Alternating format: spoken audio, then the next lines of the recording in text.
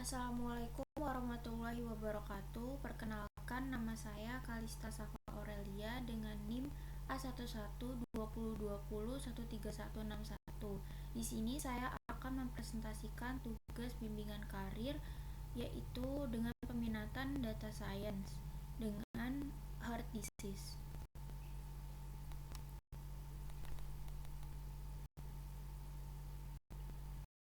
Yang pertama, saya akan mempresentasikan tentang proyek bimbingan karir data science dengan 10 tabel of content. Yang pertama, ada pengumpulan data.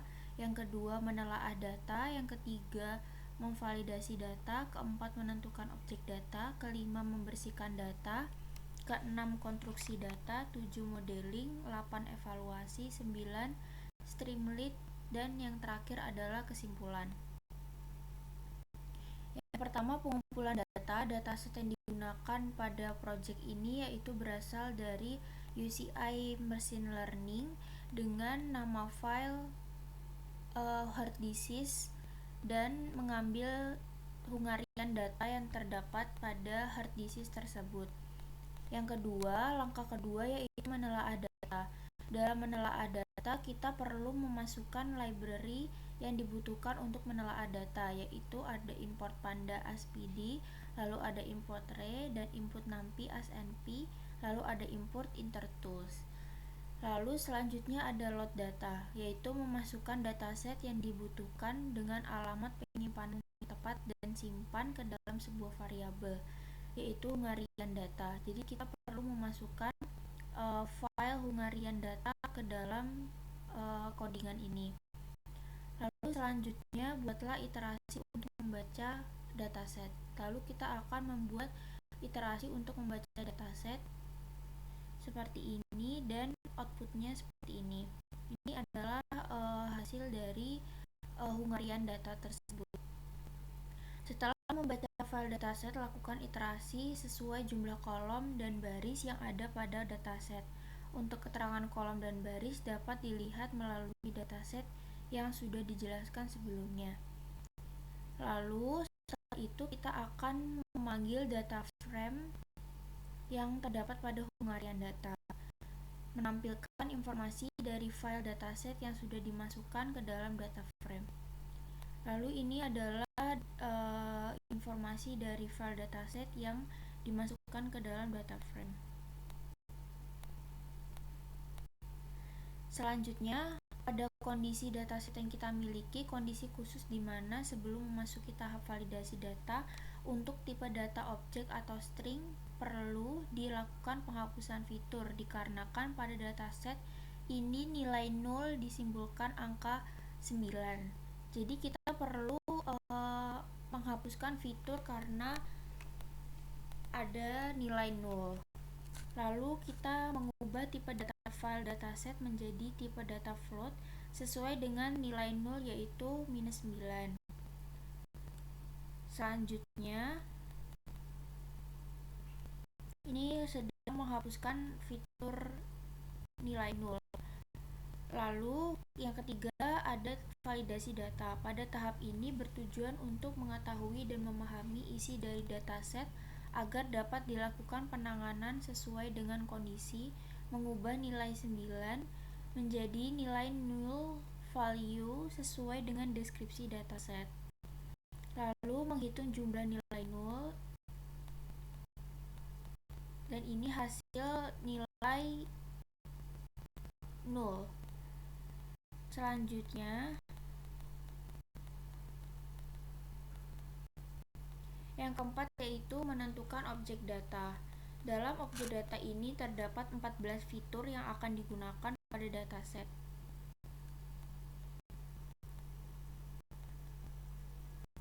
Lalu setelah kita memasukkan 14 fitur tersebut, kita dapat mengganti nama kolom sesuai dengan fitur yang kita gunakan. Jadi 2 ini age, 3 sex, 3 cp, dan seterusnya.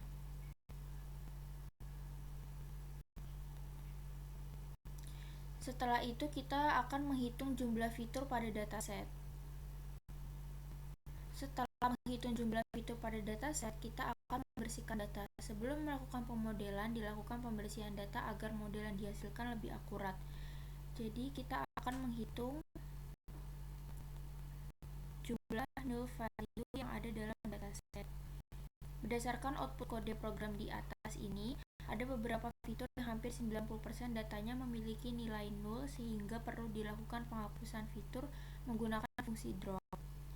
Jadi kita akan menghapuskan fungsi drop, dan dikarenakan masih ada nilai nol, beberapa kolom fitur akan dilakukan pengisian nol menggunakan nilai min di setiap kolomnya.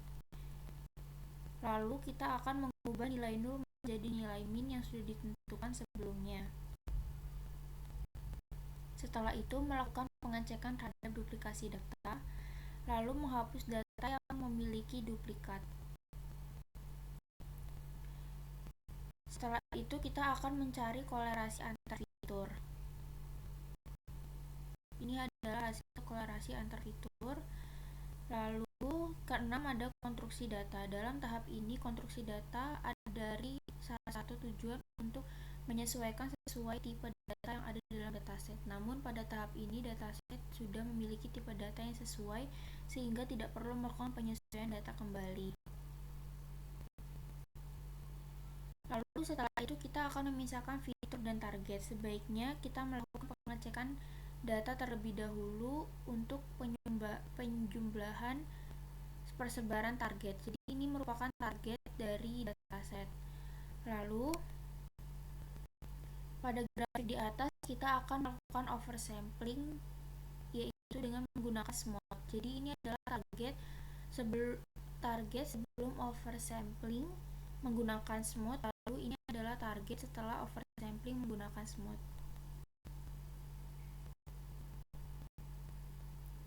Lalu setelah menyeimbangkan persebaran jumlah target, kita akan memerlukan pengecekan apakah perlu dilakukan normalisasi standarisasi pada data kita.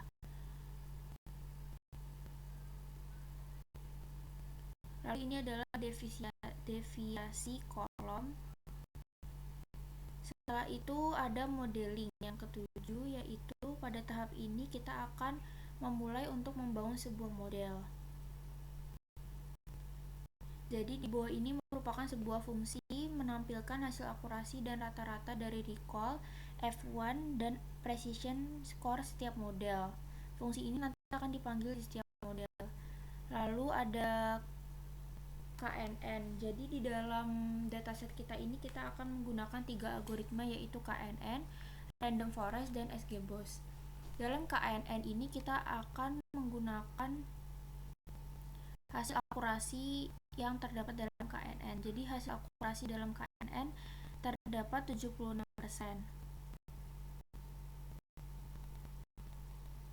Sedangkan dalam Random Forest kita mendapatkan akurasi sebesar 91%. Lalu ini merupakan confusion matrix dari Random Forest.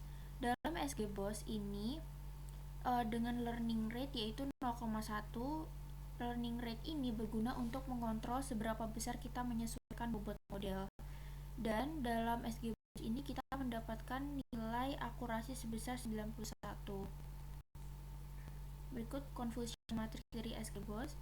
Lalu kita akan melakukan oversampling plus normalisasi. Dalam oversampling plus normalisasi kita akan mendapatkan 76% dari KNN. Lalu kita mendapatkan akurasi dari Random Forest yaitu sebesar 91. Lalu akurasi pada SGBOS yaitu 91 juga. Setelah itu kita akan melakukan tunning, normalisasi, dan oversampling. Dalam KNN kita akan mendapatkan akurasi sebesar 83%.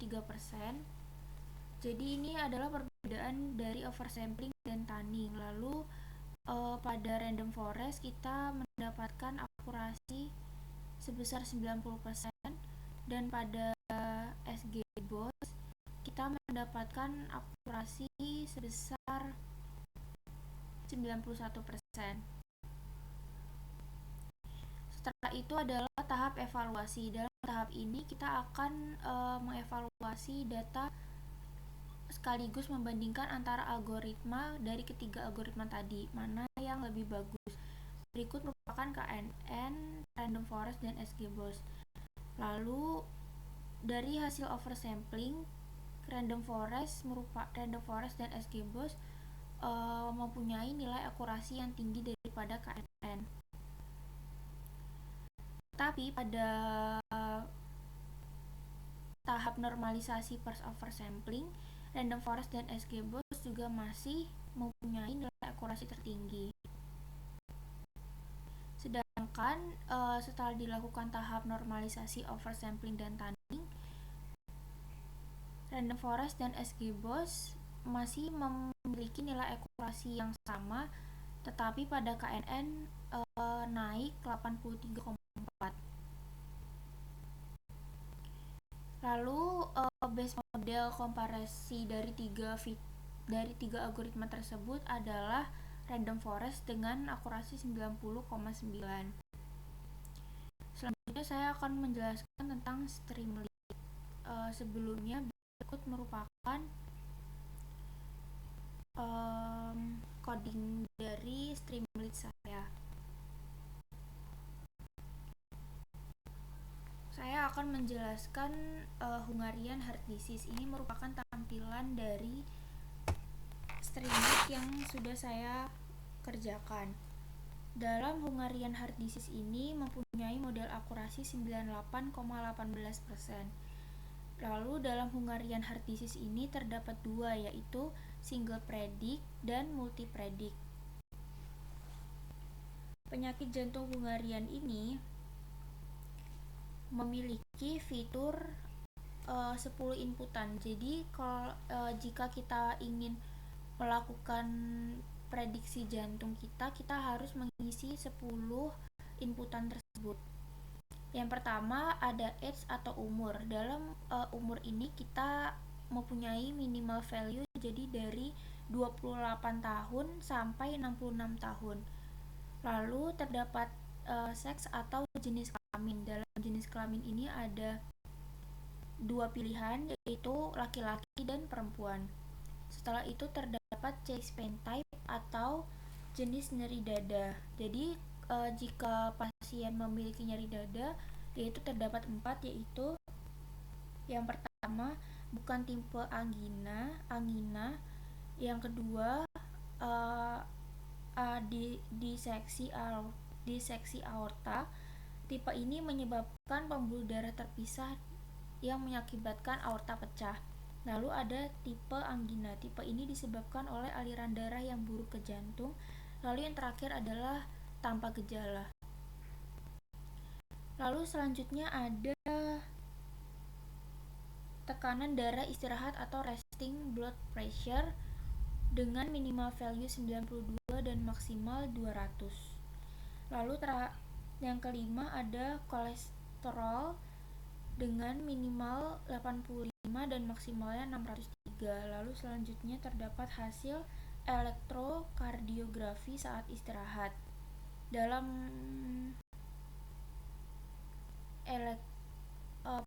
lalu yang setelah serum kolesterol terdapat dia mengakibatkan gula darah benar atau tidak, mempunyai gula darah benar atau tidak. Setelah itu ada hasil elektrokardiografi saat istirahat, yaitu memiliki normal, memiliki kelainan gelombang ST, dan menunjukkan hipertrofi ventrikular kiri. Lalu ada denyut jantung maksimum yang dicapai dengan value 82 dan maksimal 190. Setelah itu ada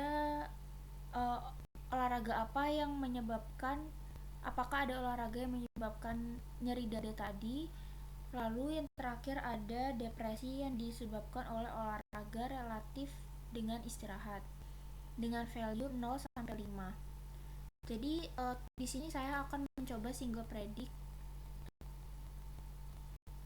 Ini saya sudah mengisi single predictnya tersebut, lalu saya akan predict. Jadi nanti di sini akan muncul hasil dari prediksi saya tersebut. Jadi dari data yang telah saya isi, hasilnya adalah healthy. Lalu selanjutnya ada multipredik. Dalam multipredik ini kita dapat memberikan file yang sudah ada, jadi tanpa mengisi user dalam sidebar ini. Di sini saya akan memasukkan data.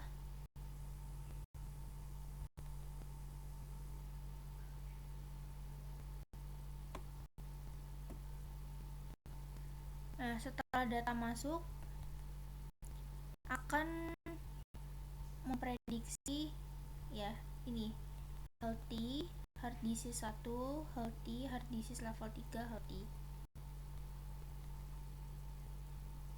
Sekian presentasi dari saya, kurang lebihnya mohon maaf. Wassalamualaikum warahmatullahi wabarakatuh.